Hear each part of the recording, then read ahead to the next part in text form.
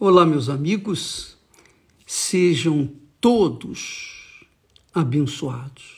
Abençoados quer dizer a pessoa cuja vida seja florida, cuja vida seja uma fonte de vida.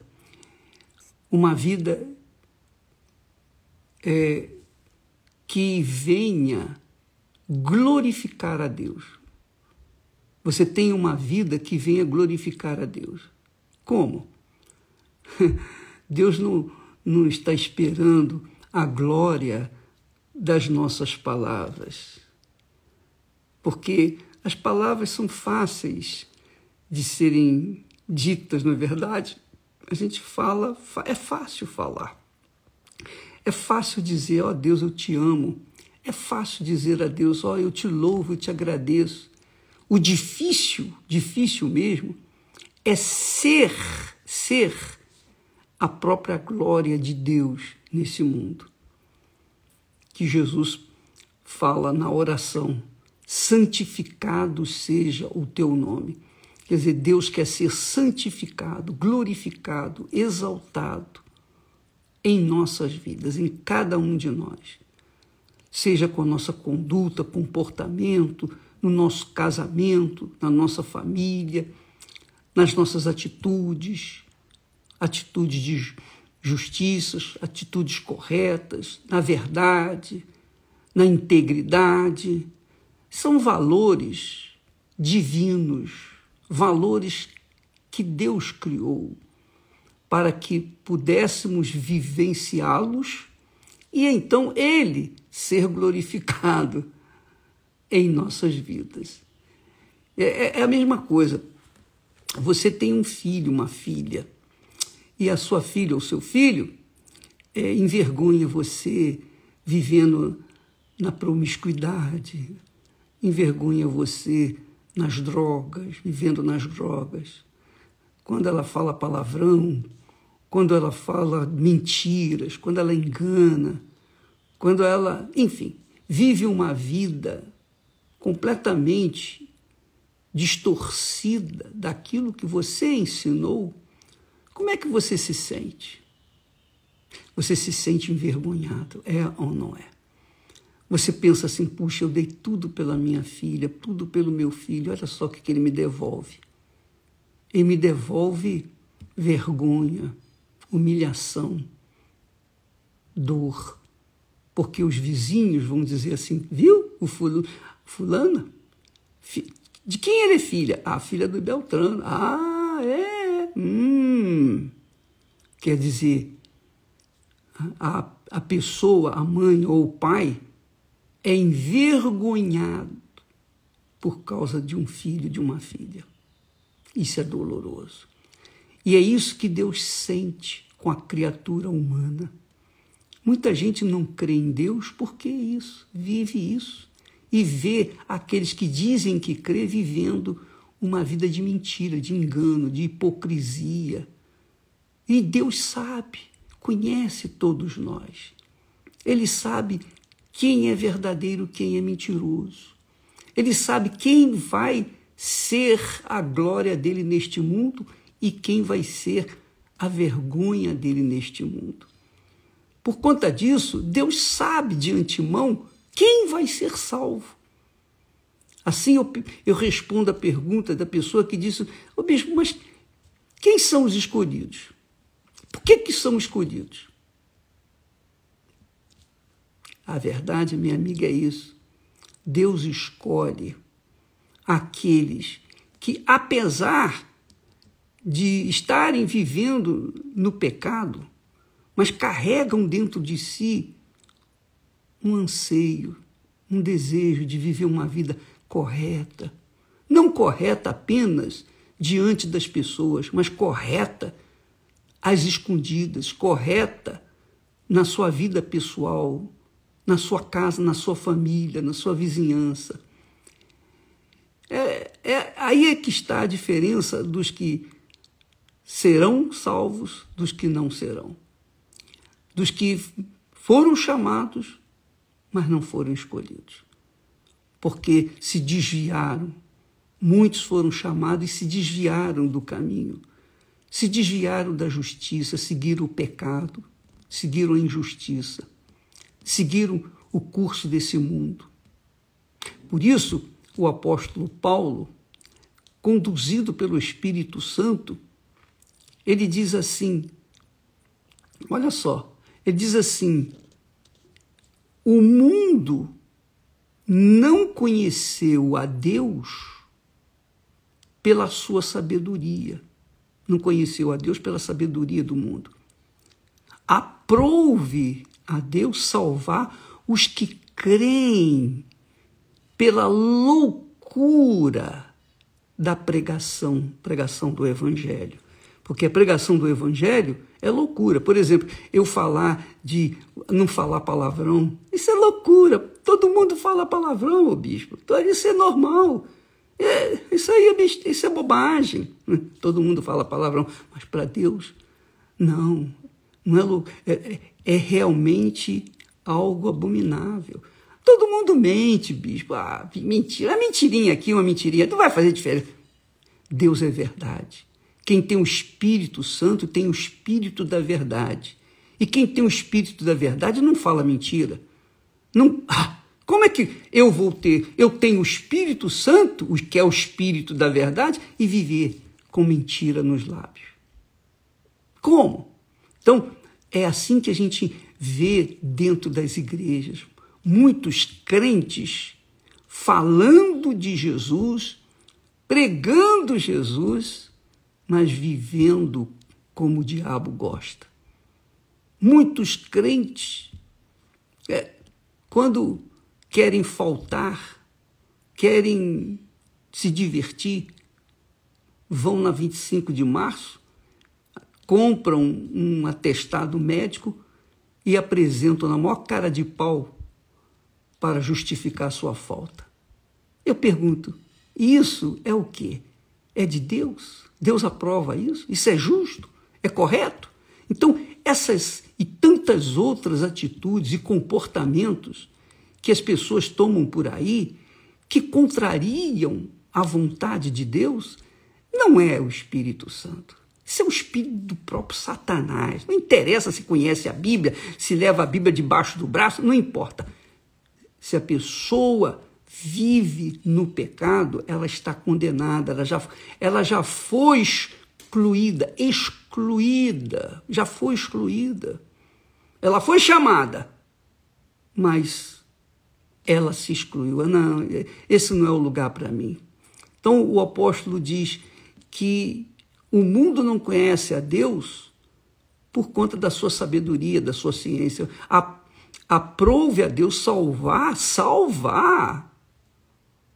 os que creem pela loucura da pregação. Pregação de quê?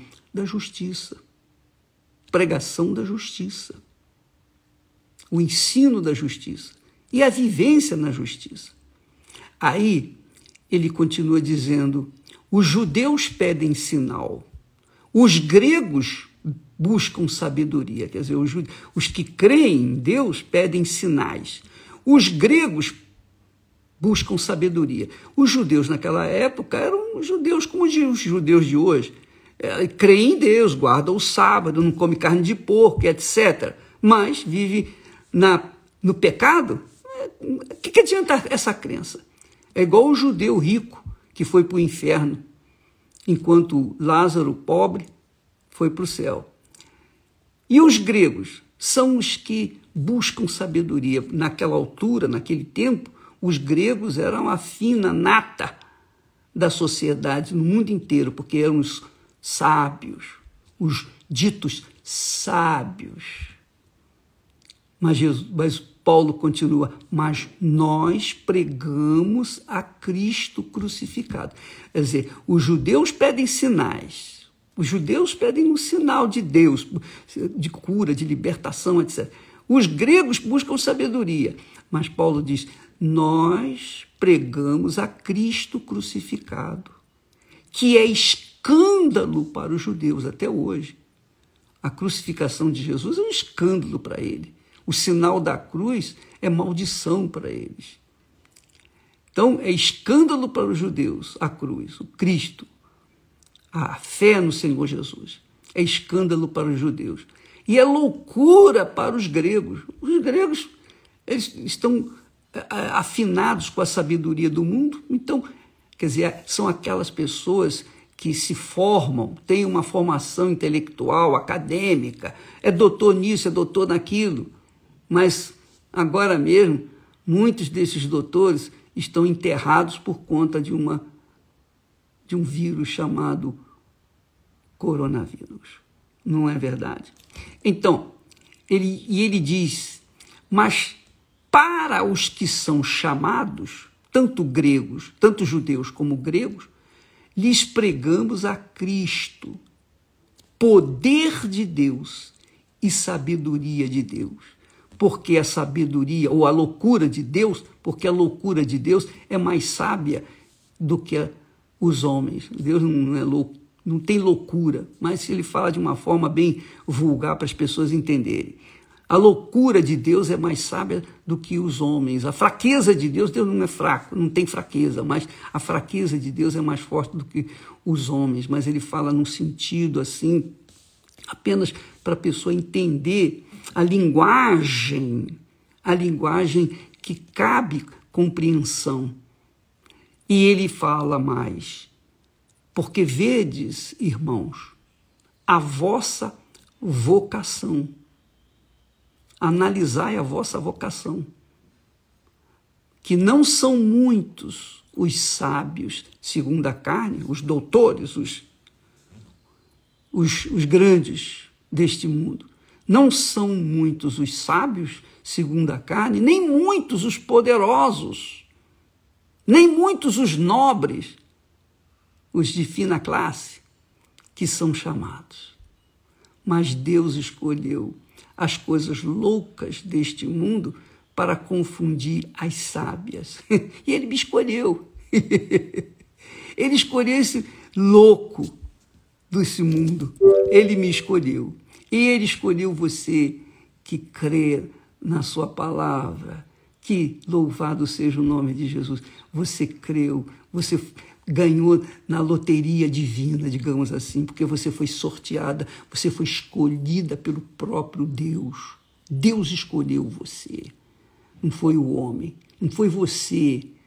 Não foi você que se elegeu, mas foi Deus, na pessoa do Espírito Santo, que escolheu você, escolheu a mim, escolheu a nós. Não é glorioso isso? Isso é magnífico, isso é grandioso. Mas eu estou falando assim, eu sei que os incrédulos, os ímpios, os que não creem, vão criticar, vão jogar pedra, vão falar. Sabe aquele ditado? A caravana passa e os cães ladram. É assim que eu vou seguindo. Deixa latir, deixa falar, deixa, enfim. E vamos seguindo em frente, semeando a palavra da verdade. Quem crê é salvo. Quem não crê, paciência, vai se perder, já está perdido. Não vai fazer nada. O que a gente pode fazer? Nada. Mas ele diz assim, não são muitos os sábios segundo a carne, não são muitos os sábios segundo a carne, nem muitos os poderosos, nem muitos os nobres que são chamados. Que maravilha, hein? Mas Deus escolheu as coisas loucas desse mundo para confundir as sábias. E Deus escolheu as coisas fracas desse mundo para confundir as fortes. E Deus escolheu as coisas vis deste mundo, as desprezadas, as desprezíveis e as que não são nada, para aniquilar, para esmagar aquelas que se acham, que dizem que são, para que nenhuma carne se glorie perante ele. Nenhuma carne, ninguém tem o direito de se gloriar diante dele. Todos nós fomos chamados, todos os que foram chamados e que foram escolhidos